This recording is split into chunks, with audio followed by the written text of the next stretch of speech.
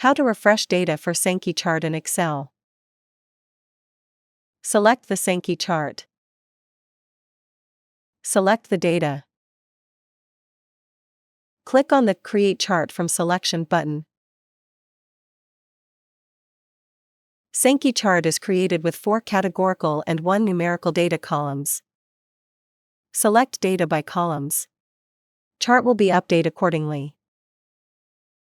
Sankey chart is created with 2 categorical and 1 numerical data columns. Now, we'll add 1 or more rows to the data.